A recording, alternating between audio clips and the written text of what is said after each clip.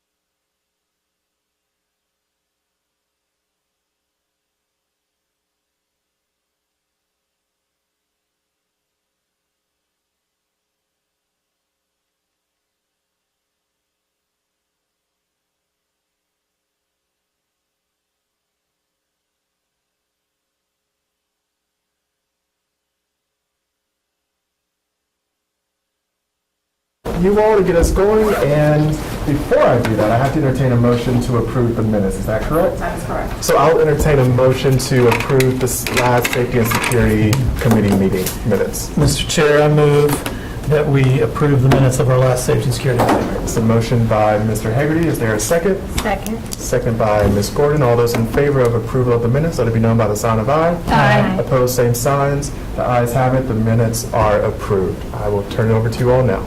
Thank you, sir. So welcome, Chair Swanson and committee members and Superintendent Taylor. Today we're going to be bringing forward two presentations. The first one will be our SRO survey data. The board may recall that in the MOU we're required to evaluate our program, and today we're going to be bringing forward you that information from where we've evaluated the program for the last school year. We also, the board will remember, about November or so of last year, we started talking about doing a student survey security data that we're going to be gathering, and we've done that. We're going to bring you that data today as well. And then we'll move into closed session for some other updates and information appropriate for the closed session. We'd like to take this opportunity to just bring everyone up to speed on a couple things that we're going to be doing for school year 26-27. As you all know, we've talked a lot about, but the standard response protocol will be our new emergency response for lockdowns. That has started and is rolling out as we speak. So that replaces our old code red, code yellow thing. That's something that we've talked about for the last year or so, but it's come to fruition and it's starting to roll out now. That is bringing us in line with industry best practice, and it was also a recommendation from our 2019 School Safety Advocacy Council assessment. Wanted to let you know about some professional development that we're going to be doing with the North Carolina Center for Safer Schools. Is having their RISE conference today, tomorrow, and Thursday. And we will be sending some representation there for that conference tomorrow and Thursday. Just some more operational things we're going to try to be working on next year as a reunification plan, similar to how we talked about and looked at the standard response protocol, lockdown standardization. We're going to start looking towards doing that this year, planning and talking about doing a standard reunification plan that's going to go district-wide. So we're not having, when we have these emergencies where you have to do a mass checkout or a reunification somewhere else, it's not going to be a school-by-school thing. We're trying to have some type of standardization. So that's on the forefront. We're going to start moving that forward. Just an FYI that that's going to be something we're looking into. Our SRO Summit, we have is also in the MOU that we provide professional development training for the SRO unit as well as our principals and assistant principals. That will happen a week from today, next Tuesday. So it's, again, just an FYI. You'll hear about all of them coming together at Millbrook High School, be there for the full day, administrators and our SROs. Last couple things is we will continue to grow the Rave Panic Alert app. That's something that started last year. You know, we've only been using it for about a year. I think I told you all that we anticipated that increased usage will happen over time, and we're starting to see that reflected. We're going to continue to grow that next school year, as well as using the See Something, Say Something app as well. That's going to be a big growing thing for us. We've only been using it for 2 years. More and more kids are hearing about it. More and more kids are using it. And the last thing I'll mention before we turn it over to our presenters today is that we'll continue to look for grant opportunities and funding opportunities to where we can eventually, one day, I'd love to do another reassessment of the whole district, as we did in 2019. We got some great benchmark information in 2019, but I think now is the time to go ahead and do another one to see where we've had some growth.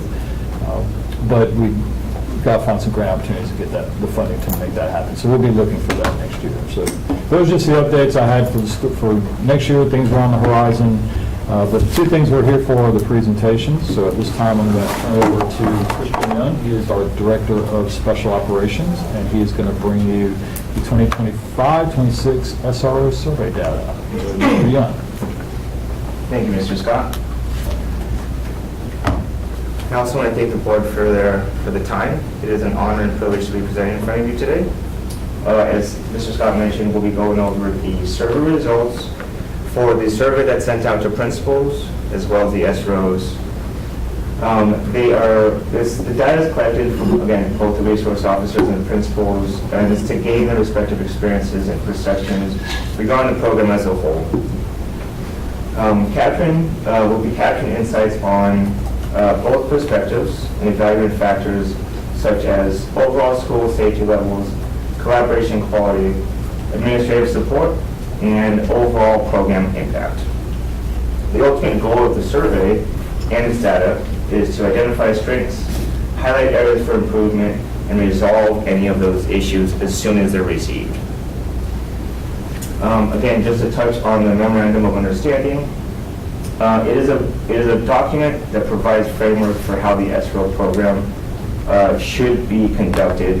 A large part of that is ensuring that we receive feedback just to make both of our partners are aligned. This is done through a structured evaluation process, stakeholder collaboration, performance and climate tracking, and as I mentioned before, actual improvements that ensures any operational communication or training concerns are rapidly identified and actively resolved before they escalate. And we always want to touch base as to why the SRO program as a whole is important. The on-site law enforcement enables rapid action during emergencies. Visible police presence reduces crime, violence, and unsafe behavior. It gives law enforcement an opportunity to build relationships with students, encouraging reporting and concerns early, and it supports threat assessment and early intervention efforts. Additionally, it provides valuable input when establishing emergency planning and safety protocols. So it's important to get a law enforcement perspective when we're developing emergency safety protocols. The data collection and framework metrics that we identified were regarding job security, job effectiveness, and overall future safety.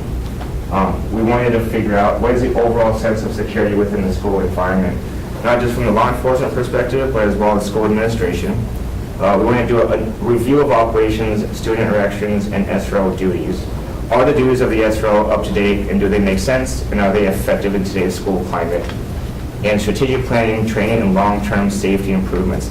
Again, we want as much qualified perspectives to help build our safety plans moving into the future. Each question was on a rating scale from 1 to 5, 1 being the lowest and 5 being the highest. So what you will see is the average of all the questions combined. So first I'll go over the SRO portion of it. The 4.77 average reflects strong ratings across safety protocols, staff support, and student interactions. Most of the SROs highlighted strong bonds with students and staff as a primary driver of their job satisfaction. And overall, officers feel like their presence is integral to the proactive safety culture of the school. Some areas of improvement that were identified. SROs wanted more clarity on authority during initial incident response. They were looking for more consistency in emergency drill execution across different campuses. Essentially, we wanted these drills to be the same across different campuses. They wanted a more standardized way of communication between SROs and school administration. As soon as we identified these issues, we already addressed them. This is through policy refinement, standardized emergency protocols, and clear communication methods and channels to ensure a timely response during a crisis. On the principal side, we saw a very similar response. The 4.56 score reflects successful alignment between school administration and law enforcement. Officers are valued for their mentorship and ability to build trust among students and staff. And principals agree that the SRO play a critical role in the overall safety, school safety, and emergency planning. This all highlights a very strong administrative endorsement from the school staff and how they view the overall effectiveness of the SRO program. Some of the feedback that was identified, principals overall they had concerns regarding how the assignment cycles disrupt long-term continuity. So principals essentially just would like it with one officer who could stay there for an extended period of time. And they identified that the transitions between these SROs made things feel not as consistent. They did identify that this sometimes does take place, and when it does, that we want to make sure that training from one school to the other is standardized across the board. They also wanted the guidance to be clear for SROs regarding expectations of schools and principals. So effectively, school administration would like it to not have any turnover. But when it does happen, that the officer coming into the school has very clear expectations as to not only their role, but the expectations of the school and the principals. These issues have already been addressed through improved onboarding, continuity planning, and updated training on duty expectations. So we essentially revamped our training expectations and our documentation to a more standardized approach, so when an officer is coming into a new school, he knows exactly what to expect. Overall, we identified that SROs and Wake County Public School System share a strong, supportive partnership driven by a shared mission. This survey data reflects an objectively safer campus with faster emergency response times, and the Wake County Public School System security teams support strong SRO school partnerships through ongoing feedback and data-driven efforts, much like the survey. In conclusion, the SRO program remains essential in ensuring a safe and secure environment for all students and staff across Wake County Public Schools. Questions? Thank you for specifying this. I'll just go around the table, starting with Ms. Edmonds, and then we'll just circle around this way, or your left, my right, whichever way it is. Ms. Edmonds? Thank you. Just one, I don't see it here, but if I missed it, I apologize. Is this 100% of your principals that have an SRO, and is it 100% of SROs that participate in it? They're required to fill They're out the survey. required, it's All mandatory. right, thank you. Yes, thank you. Thank you for the presentation.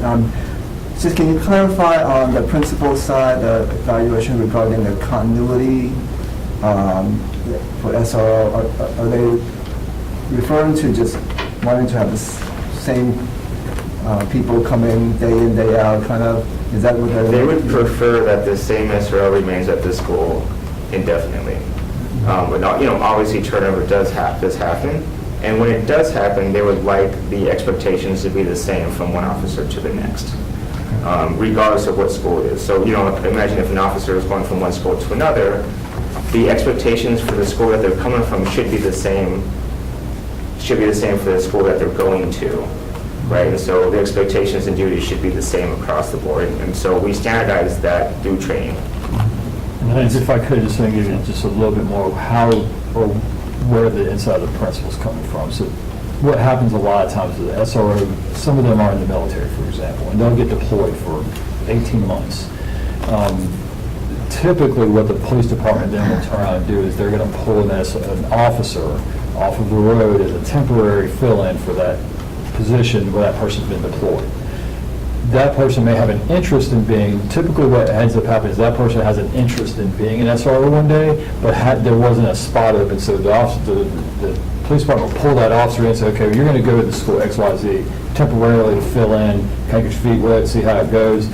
But they've never been in a school before, so that if I'm the principal, I had him as my SRO for a long time, and then all of a sudden Mr. McKenna shows up, and I've got to kind of retrain him and get the expectations there, where if I've had him for a whole year, and if I've got him for 6 months, that's where the continuity break happens. And that's just a staffing thing that happens across the district, across police departments, whenever those things happen. It also helps if people are interested in becoming an SRO, that would have a more standardized expectation for them, right? So we can say, this is what it's like to be an SRO. So at that point, they can make the determination if they still want to be one.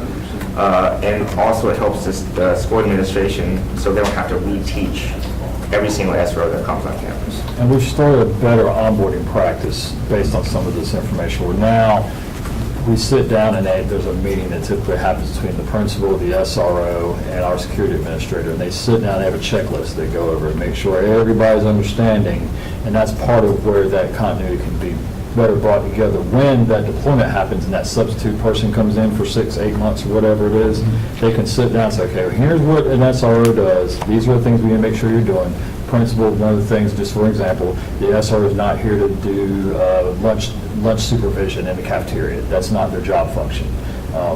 SRO, your job is not to be involved in school discipline, somebody not wearing a hat in the hallway. That's not your business to do that. So that we get all that up front, and in that way, there's at least a baseline of what the expectation were. In years past, that wasn't really, it was come fill in, boom, you're out, and that there was not a real good, here's where we're at, level set everybody, whether you're permanent or temporary, but now we have that. And Dr. Dane, the final piece that we haven't shared is that principals want that continuity because students will see that SRO as a part of the faculty and someone they become familiar with. So when they have that relationship, students are more likely to be able to go to that officer and share things with them. And so knowing that some students may not have had a relationship with law enforcement, they're able to establish those friendships. They see them as a part of the faculty, and that's a huge trust factor as a principal. When kids are familiar with this person, they've been at my school for 3 or 4 years. So we do recognize that they will have different assignments that come up that may cause them to leave, but the longer we have that person there, the better they're able to establish a relationship with the kids, and that makes a huge difference. And we've seen this relationship extend well beyond school years. Yeah. So a kid will have a good they'll have a good relationship with law enforcement as a whole, and we'll see this continue into adulthood. Thank you. Thank you for the clarification. Sure. Thank you for the presentation. I think my question is along the same lines as Dr. Ng, about the reassignment cycle. What are some factors that may be impacting reassignments? So I'll take that one. So it could be a myriad of things. Typically, in some agencies, the SRO program is a stepping stone to a larger role like a sergeant, like supervisor. So, that we've kind of been pushing agencies to doing that, because what you end up having is officers wanting to be in the school. Because if I'm an SRO, let's say I'm a patrol officer, and I want to be a supervisor one day, I've got to go to a specialized unit, SRO unit, and I know that if I do that, it's going to get me to where I'm really trying to go.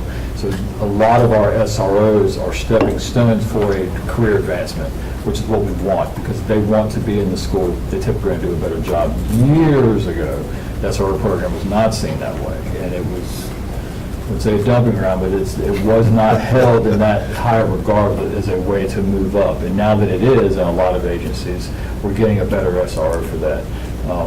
There's also just the movement of police officers in detective divisions and different job functions. So they do a dip in and they may dip out. Some agencies have a rotational thing where they let everyone know up front, this is a 5-year thing, and then we're not going to have you here 20 years, you're not going to stay here. And it's agency to agency. So all of those different things are kind of what leads to the turnover around the county. And they all have pluses and minuses. There's some that make the argument that, stay there long enough, you get all the relationships are built year after year, generation after generation, but then the flip side of it could get stagnant. Where if we know I'm only going to do a 3-year or 5-year stint here, I'm on to something else. We bring fresh ideas in from different officers. So those are just a myriad of different ways that we have to turn over the program. Some officers love being SROs, and that's where they want to be for the remainder of their career, so see that too. Chief Boyce was also an SRO. I remember. Thank you. So it's great to see the survey results. I just want, to help my memory, is this the first year we've had this particular survey, or we've done this before? No, before. I did it when I was in his role for years. Okay. Pretty much the same baseline core. We change up a few questions here and there just to test some different things, but the gist of it's been. What I would love to see in the future would be just a reporting on the trends. If the trends are positive and holding steady, if there's a big dip in any area, and that would let us know if there's something that we need to look at in policy. The second thing, and I know it's outside of this survey, but it was something that was very valuable. You'll remember several years ago, we had some students and some community members that were questioning the program and were showing up and were very vocal. But we did several district-wide surveys, and the district-wide surveys were showing there was tremendous support for the program among parents, but also among students, and cutting across all subgroups. But the concerns that were raised in that survey helped the board as we crafted the new MOU that's been in place for a few years now. And I would love to see in the future if we could have another survey of the students, the family, and the community to see if a lot of the changes that we put into place have resulted in the positive outcomes that we were looking for. I suspect they have, based on the feedback we've gotten, but it would be great to give the students and everyone, the families, an opportunity to provide their opinion one way or the other. And also, SRO was asked in the survey, the student survey results. I I think you're going to see some of what you just asked when they do their presentation. At least for our high school students. Yeah, at least for our high school, so you're about to see some of that. And of course, that makes sense because all of the high schools would have SROs. Thank you. And some middle schools would. All middle schools. All middle schools. So is that also going to be reflected? And we're going to talk about Good that. question. Yeah, we're going to get to that point. Gotcha. Yes, So sir. I'll stick to the prepared questions. Okay, we'll get there. So, is there opportunity to do a mid-year survey? I know we often wait to the end of the year, but there are certain things, to Board Member Hegarty's point, that needs to be addressed. How can we make sure that we're capturing that as quickly and reflectively as we can, in case we do need to pivot or find some areas of movement. So I guess the point I'm trying to make is there a way for us to do one mid-year versus just waiting to the end of the year? In case there is some turnover, we can capture those SRO thoughts as well as those principals who may leave mid-year. So just trying to make sure we're reflective and getting the data as accurately as we can. We actually do that. We just report it to you at the end of the year. See, you all are ahead of the game. We do this twice. It's just, we just don't bring it to you at the end of the year, but we do it there's a break, it's a semester, we do one, and then we do it at the end of the year, and we bring it to you. So since you do it both mid-year and end of the year, do you all see any concerns or gaps, or is there anything that sticks out? Every time we do the survey, we get some areas of improvement. What you saw today was sort of a culmination of both at the end of the year. I would say, though, that part of my job is to be very vigilant of any issues that are taking place. So we don't wait for the surveys to take place in order to check on SROs and principals. We're doing this consistently. And, outside of the survey, there are issues that I need to address on a case-by-case basis. But, yeah, we don't only rely on the survey to get feedback and identify areas of improvement.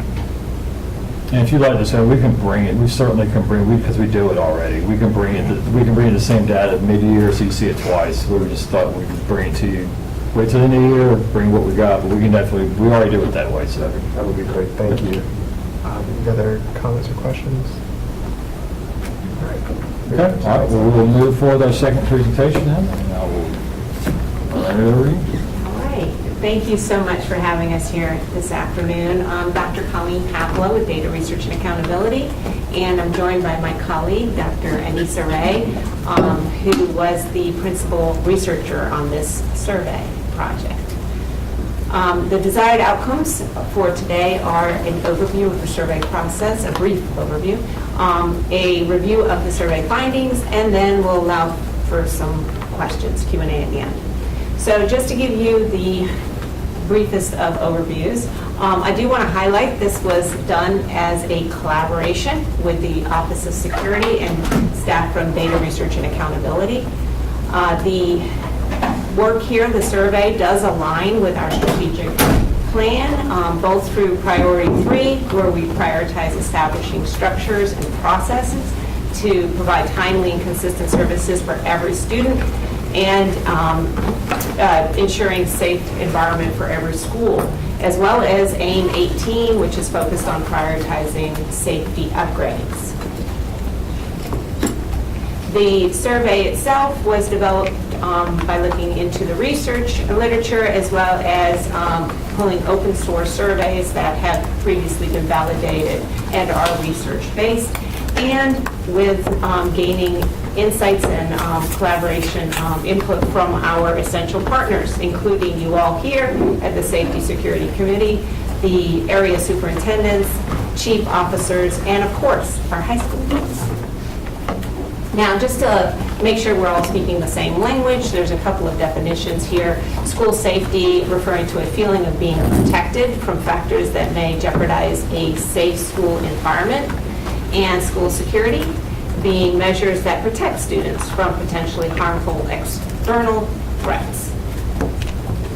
Now, just to give you an overview of the findings, the major takeaways, this is, we're happy to share positive findings. Most students have a positive sense of safety at their school, and many demonstrate help-seeking behaviors.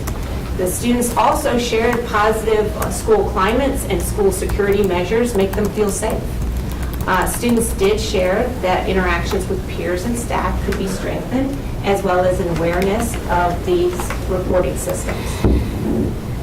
Students focused on bathrooms as in need of most improvement. They did the top measures to enhance school security, according to our students, was staff monitoring and locking external doors. And students also wanted our current security measures to be strengthened, as well as offered some additional measures. We heard from a lot of our students here, 42%, that's over 23,000 high schoolers from our 37 high schools. And as I said before, it's positive, most students had a positive sense of safety at their schools and do seek help when needed. A vast majority, 82%, generally feel safe in school. 78% said they are likely to report safety concerns to family, friends, adults outside of school, and 64% said they would also report safety concerns to adults within the school. Again, over 2/3 of our, 3/4 of our students reported it's unlikely someone from school would bully them online. Nearly 3/4 also, 73%, said that they infrequently worry about violence at their school. And 68% reported that it's not difficult that if a student is bullied, that they can seek help from an adult. The positive school climate that students reported on extended to their relationships with staff, and they describe staff who are accessible to students, monitor areas of the school, and enforce strict standards for their behavior. They said also the security measures that make them feel safe included current practices such as locking external doors and internal doors, conducting those drills, using cameras, as well as, and here's the connection to on the earlier presentation, assigning the SROs on their school campuses. So they did see that as a positive. Student interactions with peers and staff there's a little work for us to strengthen. We do see that 64% indicated that students rarely physically fight on campus. 60% reported adults treat students fairly at school. I do want to provide some context around that 60 because it is the students that were very positive. This represents students who said adults treat students quite fair or extremely fairly. So these are the really positive kids. There is a middle ground that's not reflected here. There's 27% who said somewhat fairly. And if we add that 27 back in, it's 87%, which is consistent with what we see in our regular annual student survey, which is about 86.2% or somewhere around there, of students saying that they're treated fairly. So we just teased it out a little bit more by having that middle category. So rather than forcing the kids to answer strongly agree versus strongly disagree, we offered a middle category, and 27% of our students fell into that middle category. Same with the 59% of students who are noted that students are respectful to each other. There was also a middle category there too, which I think that represented sometimes 31%. So that also would bring that number up if we included that middle category. We like the middle category because it gives us more information and a little bit of something to work on as that data is a little bit more descriptive. Now, this is the reporting system, and we see that there is kind of room here too with low awareness of the reporting system. Now, you may be looking at a higher number on the Say Something anonymous reporting system. On your screen, it might say 60%. It's 44% is the corrected number. I apologize that that was not corrected in time to get it to the board materials. But you can see that 44% of students say they are likely to use the Say Something anonymous reporting system, compared to 29% who are likely to use the WCPSS tip line. And you can see they're much more familiar with the Say Something than the tip line, with only a third, just under a third, saying they're unfamiliar with the tip line, and 16% saying they're unfamiliar with the Say Something reporting system.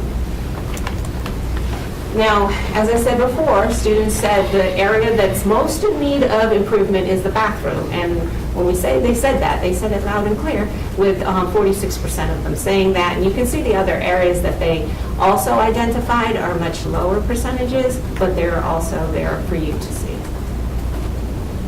And they said for the top reasons these areas need to be improved are because of drug or alcohol use, or aggressive behavior, and you can see that's hovering around 25% for each of those, 28 for the drug and alcohol, and 23 for the aggressive behavior. And you can see the other areas outlined there with lower percentages attached to them. Students said that they staff monitoring and locked doors were their top measures to enhance their school security. And when they say staff monitoring, they are talking about monitoring class transitions between buildings as well as hallways during those transition times, arrival and dismissal transition, as well as the student lunch pass. And you can see the staff monitoring is over a third of our students identified that as an area to enhance, and then the external school doors shut and locked, just under a third of them identified that. And then you can see the other areas also identified, or the other measures, I should say. And when it comes to monitoring, students said specifically around bathrooms, the monitoring would help address vaping, smoking, and drug use, as well as fix broken stall locks, manage inappropriate student behavior such as biting or bullying inside the bathroom. They did say they want their current security measures to be strengthened, as well as they mentioned as some additional measures. They said ensuring that exterior and classroom doors remain locked, conducting lockdown drills more frequently, hiring more SROs, you can see, so they are seeing them favorably, installing weapon and vape detection systems, as well as additional cameras and school entry verification systems. So again, positive results from this survey. Most students have a positive sense of safety at their schools, and they are demonstrating health-seeking behaviors. They view the positive school climate and the school security measures that we have in place. They make them feel safe. They did say that the student interactions with peers and staff could be strengthened, as well as the awareness of the reporting systems. The school bathrooms were identified in need of most improvement, and students said the top measure to enhance school security, they identified that as staff monitoring and locking external doors. They did want current security measures to be strengthened and offered some additional measures as well. And at this time, I just want to open it up for any questions you may have. All right, thank you. Any questions? We'll start with Ms. Corey. Thank you so much for this. I certainly appreciate the feedback from the students. That is very essential in decision-making, I think, for me. But I wanted to ask about the percentage on slide 11, about the 42%. Can you tell us more about like what impacted this particular percentage? Like, why didn't we have more? What were the demographics of these students? Yeah, just some factors that. Right, the disaggregated data. So this is consistent with our annual student survey, where we get around, I think it's 44, 45% of high school students to fill out the survey. As far as the disaggregate, did we disaggregate? So we did not ask any student demographic questions because this is the first year that we conducted the survey, and we wanted students to feel very open about giving us honest feedback. That's something we could, of course, consider putting in the future. Can you say more? I'm sorry, can I follow up? Can you say more about how the surveys were distributed? So they were online, and there was an icon that students saw when they logged into their Wake ID portal. It was in that system, so they could access it in English or in Spanish online. The principals were vital in helping us get information out to the students by letting their teachers know to let students have time in class, perhaps, to take the survey. There was two weeks initially in December that we launched it. We extended that for 3 weeks in December, and then we did an additional week after students came back from the break. And just so it's voluntary, it wasn't mandatory. But again, this is the first time we've ever done anything like this. So we learned some things that we'll probably do differently when we launch another one, but this is just our baseline gathering of this information. Well, the reason why I ask is because I noticed in your presentation, you kept saying our positive, more positive leaning students. And so I wonder if that has skewed the data a little bit, and really allowing us to get the true data that we are looking to make sure that we are improving where we need improvement. So if I could just follow up on Ms. Gordon's concern. When we did the survey that I referenced several years ago, we did include all of that subgroup data. And that was very informative because hearing everything in the aggregate, you then wonder, well, are there some families that are feeling left out? Right. Are there some families who there's a disparate effect, where some families might have a generally positive, but it's not as strong, whereas other families it's maybe more intensive. But having that broken out by a subgroup was really illuminating to the board because it showed that support cut across all groups. And it was different for each group, but it was still consistently strong. And so that was one of the things that was very persuasive. And then where certain things were lifted up that were only identified by one group, we knew that's where we needed to change our communication and really focus on reaching families within that group and getting more feedback. So I think there's value to including those subgroups. I just want to lend my support to what Ms. Gordon has said. I know we've done it before, and I saw very positive results for inspiring board action based on having that data available to us. So I would endorse your recommendation. Thank you for that. Thank you. I really appreciate all the work that you guys showed and the intentionality of it, the words used and everything. So I think it was really great overall. I do share the same sentiments as my colleagues, however, and I can understand that we did not ask for demographics as your first time that you shared. I do want to ask, even if you didn't do the disaggregated data, do you at least have from which school it came from? Okay. Yes, Well, we have. I know I came in late, but we didn't show that, did we? Okay.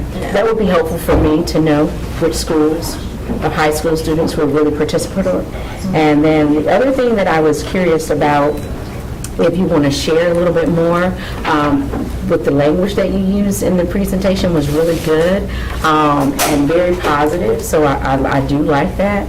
So can you share with me, when defining your help-seeking behaviors, what was that defined as when you were sharing with that?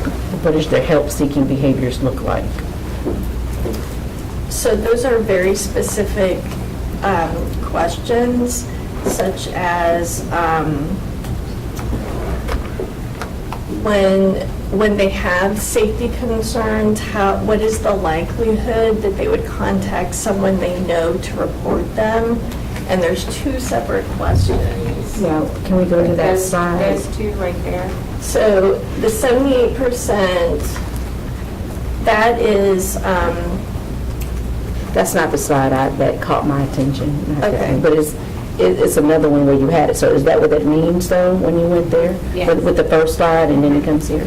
Okay. yeah, so the help-seeking behaviors first looks at we ask students, what is the likelihood that you would contact someone you know to report safety concerns? Oh, okay. And then it's, first, we're going to ask them to friends, family, adults outside of school, and then to adults at school. Say, if you will, for me, I'm sorry, I'm trying to grasp an understanding, clarity for me, because this is really good. Say what you just said one more time, the question that Okay. was asked for the student to feel that they are safe in school. Oh, that they're safe? Yeah, because you just Well, said you said that you This asked is about them. reporting. So Okay. this one is particular to, would you report to someone? Right, and so I'm trying, help me if somebody may have to translate for me. Most students have a positive sense of safety at school and will seek help when needed. So knowing who to contact and feeling safe is two different things in my perspective. Right. Like feeling safe at correct. school It is. and then knowing who to contact if there's a safety issue Right. is And two different so questions. you're So I correct. may have misunderstood. And this is one of the areas where we could give some more Yeah. growth opportunity, because there is some room right here for them to know how to reach out for support. They did say at a high percentage that they could reach out to their family, their friends, their right. adult at home, slightly lower, but still relatively high percent to adults at the building, and then even lower here about the tools that we use. So there's more information we could kind of share with them about this. Yeah, I This is agree. one I of our usually areas. ask students when I'm out, or because I care about their safety as well, do you know how to use, do you know what see something, say something is, and they were like, huh? I'd be like, and that's educators as well. So, so thank you for acknowledging that. We're doing a really great job, but we still have space for some level of improvement. Chair, the last question that I have is, why isn't this mandated? If safety is this important to us and it matters that much to us, why isn't it mandated that it pops up on every kid's screen? It has to go into Canva and it doesn't move until you fill it out. Like, I'm just saying, if safety is important, we agree to that safety is important. Ms. Gordon shared that you all shared positive leaning students. If we really want a real I know I want a real snapshot of what students feel is safety, and not wordplay, but really feeling safe. I would really like to hear from them, whether they fill it out and just click whatever or not. I would really like for it, because, put it in context, because it's really important that students retake an EOG. We make sure that the paper gets filled out before you even take the EOG, before you fail. I'm sorry, am I wrong? We make sure that that happens We still regardless. Fair point. It's a fair Right. point. We can make it mandatory. So one of the Yeah. things that we want you all to share is the opt-out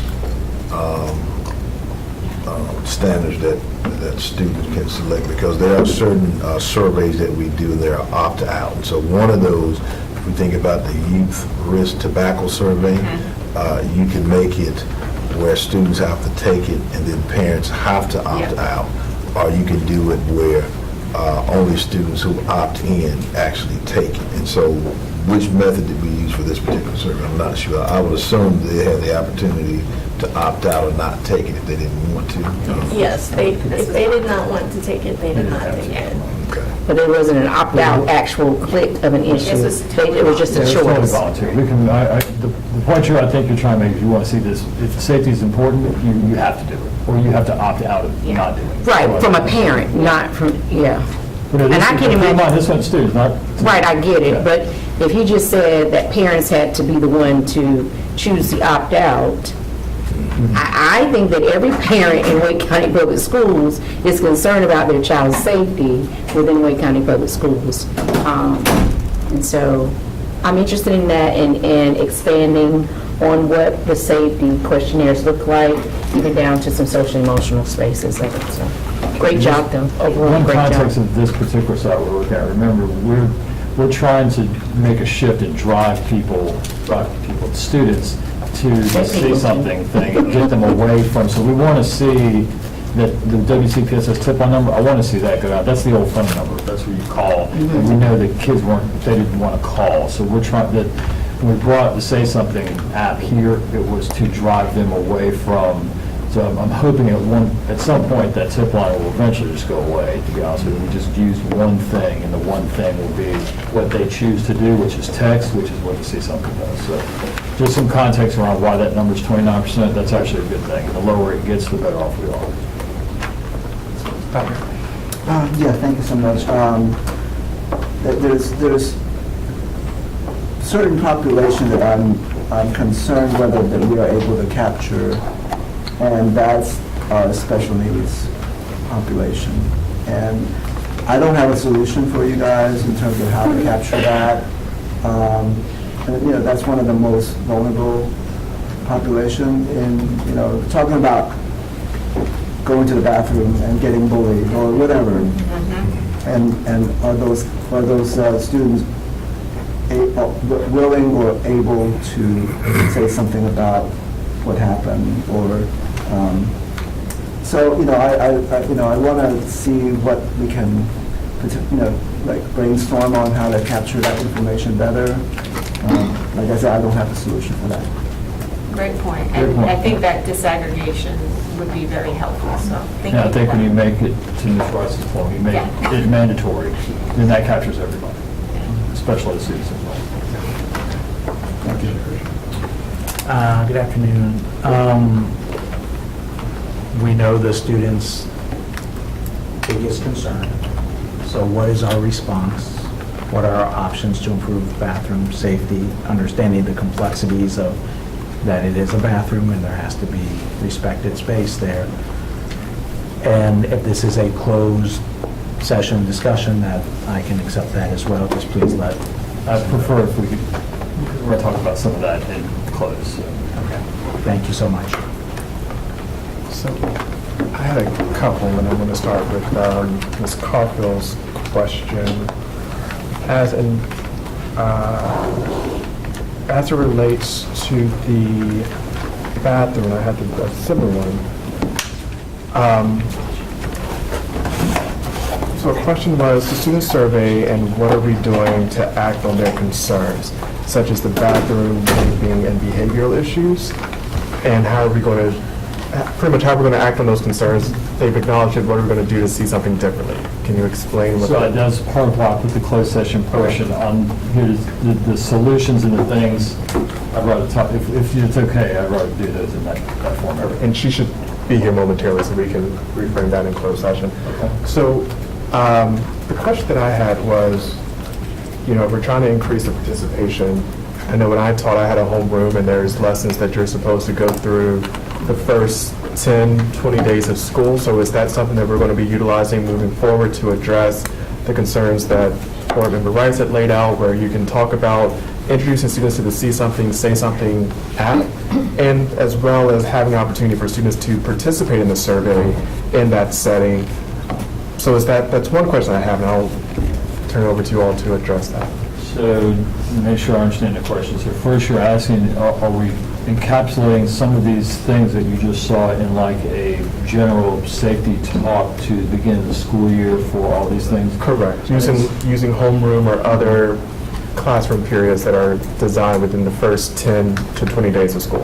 I think what was really enlightening for me was when we did this, it's going to give us a base on what we need to be doing. Our first step was gather data and bring it to you before we start diving into what we're going to do. Let's get the information, let's present it to the board, because the principals haven't even seen all this stuff. They're going to get it at the SRO Summit. So this is just our first step, is let's get the information to you, and then when we formulate how we want to fix some of these things, whether it's a closed session discussion telling you these are the ABC things we're going to do to not only fix them, but these are also the ABC things that we're going to do to get more kids involved in knowing what these things are.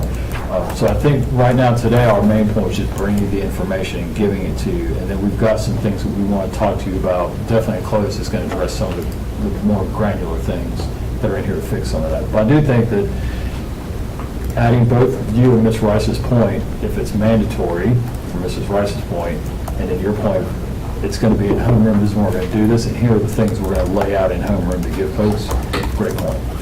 And so, Mr. Chair, the other thing is with the Say Something app, there's a process at the beginning of every school year where administration shares with them, this is the app, this is how you access it.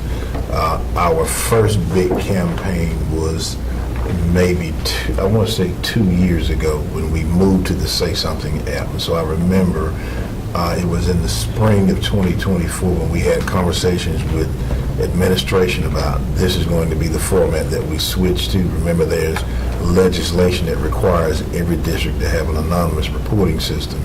I think we were maybe one of 4 districts that was not using what was provided by the state. So in that regards, they do that at the beginning of every school year. What I'll have Michelle Woodson to do is just to kind of share with the board what that process looks like. But that's the app. And the reason why I said that is that we only have 42% in only 37 high schools. Clearly, there's more work that can be done. And so if there's already mechanisms in place that we're not necessarily thinking through, that's a way of getting those numbers up and showing students, talking about this, because I mean, every year we get a new freshman class, so that may be something that they may not know. So it's a way for us to continue to do this work and introduce students to the work that needs to be done so they can feel comfortable, safe, so teaching and learning can take place. And you've already answered that this is going to be introduced to principals and whatnot, but I'm wondering, will principals have an opportunity to address some of the data in time before the school year begins so they can begin moving on some of the concerns that the students had so they can feel safe to learn? And if that's something we got to discuss. Yeah, that's not that I'm trying to do, but I just want to tell you what I was saying in that question. Gotcha. Well, if that's all of this, then I guess we can go into closed session so we can discuss those. Unless you all have closing or final remarks for this. So at this point, I will entertain a motion to go into closed session to formulate plans related to the prevention of school violence through the development of emergency plans under North Carolina General Statute 143-318.11A8. So moved. It's a motion by Board Member Hegarty. Is there a second? Second. Seconded by Board Member Gordon. All those in favor of the motion, let it be known by the sign of aye. Aye. Opposed, same signs. The ayes have it. We're in closed session.